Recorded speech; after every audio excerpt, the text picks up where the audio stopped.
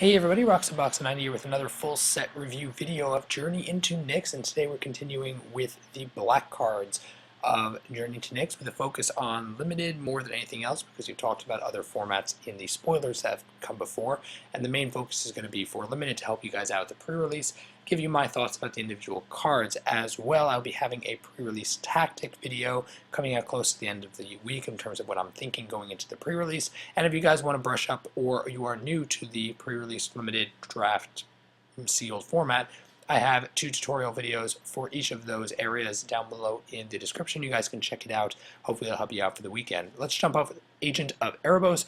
Again, most of the art set are amazing. Flavors are great. Agent of Erebos, 2/2 that exiles all cards in target player's graveyard. Okay. Not necessarily all that effective. Really not. We don't have a lot of flashback going on. We have a lot of stuff. It's really 4 for a 2/2 most of the time. Not that great. Aspect of the Gorgon, 1+3 in Death Touch. 3 mana is a bit expensive. It's a decent heroic card, but it does seem very expensive. Maybe for control, but I don't really know about this card. I'd be nervous. Bloodcraze Hoplite, really solid for aggro, I think. It's a 2/1 with heroic that, give a 1+1 counter like usual, which could scale up nicely. But the more important thing is whenever 1+1 counter is placed on it, you take a 1+1 counter away from target creature opponent control. So this is kind of anti-heroic. It's like you're running heroic, it's going to be amazing in mirror matchups, and this is going to be fantastic in mirror matchups against any kind of heroic going on. It also, in a funny enough way, it does mess around with this, what's his name, the Sage of the Hours, where it kind of messes over his heroic ability entirely. The important thing to know, if you're running aggro and heroic, this guy is really solid for mirror matchups. Even if you're not considering if the splash color, if you have a splash color in black, you have a couple of good removal cards, and you have him, and you're running heroic, very solid in mirror. And just in general, I think he's very good for limited. Brain Maggot, also good for limited. It's 2 for 1/1 that while it's in play, you get to take away a non-land card from your opponent's hand as an exile it. I think it's really good. It forces your opponent to waste a spell to deal with it, and it locks, hopefully, a really good card out of your opponent's deck. It's also a body. I think it's pretty solid. Decent removal, and maybe not quite as good as Thoughtseize, but it will probably eat more than one card in your opponent's deck, which is nice, whether a removal spell or the card you're holding away from them. Cast into Darkness, gives -2 and can't block. It's an okay passivism effect. It's really not that crippling at -2, especially with the heroic stacks that we have and the big creatures it doesn't really do all that much to. I don't love it. Cruel Feeding, it's another one of these abilities. It gives a lifelink, which is probably one of the least effective. Yes, it does give you a bit of a boost, especially if you're hurting from your opponent's aggressive strategies, but it seems expensive. Not one of the best ones we've seen so far.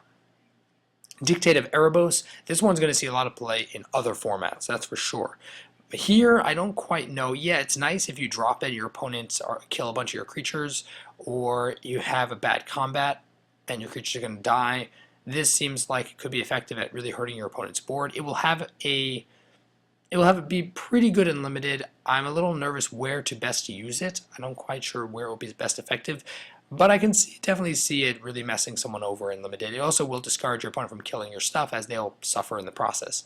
I think it's pretty solid removal, effective removal on a stick. I wish for limited it wasn't as expensive, but I think it'll still go far. Doomwake Giant is another really good card. It's easily splashable, big, but really good. And the fact that it weakens your opponent's stuff with Constellation could potentially wipe out your opponent's aggressive strategies, will definitely hurt your opponent's aggressive strategies, and will give you a huge boost in combat. Overall, I think he's very, very good for limited. Really good.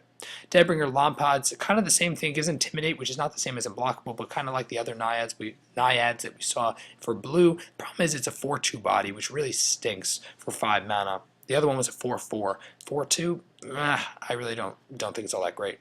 Extinguish All Hope, 6 mana that destroys all non-enchantment creatures. This is kind of the place where this card would work. The problem is that, yeah, it's a Wrath spell, but it's non-enchantment creatures. A lot of people are running enchantments here, so it's more of a sideboard card, I would think. I don't think it's going to be nearly as effective. If it was Destroy All Creatures for 6 mana, I think it would still be nice to run for control decks, but it's expensive for a Wrath, and such a narrow Wrath.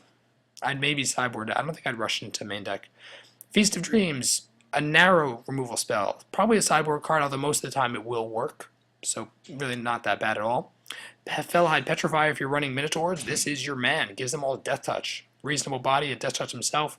If you're running some sort of Minotaur thing, very solid, I think. Font of Return, it gives you your card advantage. Maybe for aggressive strategies, it'll be nice to have a card like this for later game, but most of the time, it seems really expensive. Gnarled Scarhide, great aggressive card, one of the better 1-drops, and I tend to avoid 1-drops, but if you're running aggro, 1 for 2/1, it's not bad. And the fact that its bestow cost is actually somewhat reasonable makes him something I think could be very solid for aggro strategies.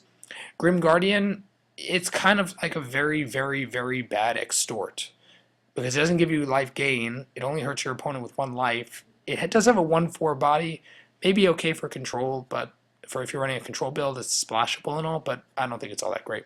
King Makar is awesome. 4 for a 2/3 is okay.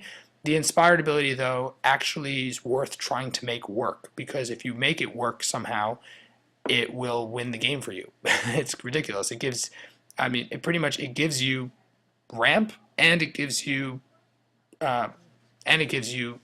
amazing removal. He's great in other formats, but I think here in Limited, if you can make this guy work, he's insane. Master of the Feast, another good Limited card, I think. 5/5 body with flying, which is well heads and above so far all the flying we've seen. 3 mana seems really, really aggressive. Yeah, it gives your opponent a draw card each turn, but if they don't deal with him really quick, they're going to die in a couple of turns with him around. So most of the time, I think he'll be pretty solid. In Constructed, maybe not as much. Here, I think he's really good. Nightmarish End, X minus X for X number of cards in your hand. I don't love it because Unlimited you often don't have a ton of cards in hand, so it'll be a fairly weak removal spell most of the time, but it does help deal with the gods, so I'm mixed about this one. Not sure how I think about it. Nyx Infusion, it's kind of a mix. It either boosts your guys if they're enchantments or can hurt non-enchantments. Maybe if you're running enchantments, meh, I don't know. It's a sideboard card for me. I don't think I'd rush to it as a great pick. Farika's Chosen, it's a 1-drop with Death Touch, which is nice against, well, I presume it trades well in aggressive strategies, but I don't know if I like it all that much. Returned Reveler, it's pretty much mill. Yeah, bad card. Ritual of Returned, I like. Gets you your best thing back for 4, and yeah, it does exile that card, but most of the time I think it's going to be pretty good. Rotted Hulk, big butt, but not all that good. Silence the Believers is one of the best removal cards. Yeah, period. If you see it, any sort of block going on, I would even consider splashing just to get this card. I think it's ridiculous. Spiteful Blow is 6 mana. It's a removal effect, but it does cost 6 mana. There's better, if you can get better removal, get better removal. Squelching Leashes, I'm just imagining this guy into Grey Merchant in a mono black build would be insane. He's good. If you're running mono black, he's really, really good. Thoughtfriend Lamia, each opponent discards a card. Yeah, very awkwardly costed, weird body. I don't like it. Tormented Thoughts, horrible, I think, most of the time. Most of the time, pretty bad. And Worst Fears to wrap up. This card will be fun in other formats. In Limited, though, most of the time, I can't see it being worth its mana cost. So those are my thoughts for all the black cards of Journey to Nyx, specifically the Limited format. So I'd like to hear what you guys think about these cards below in the comment section. If you enjoyed the video, tap the like button. And if you're new to the channel, check in and subscribe. As always, Roxabox90 signing out. I'll see you guys next time.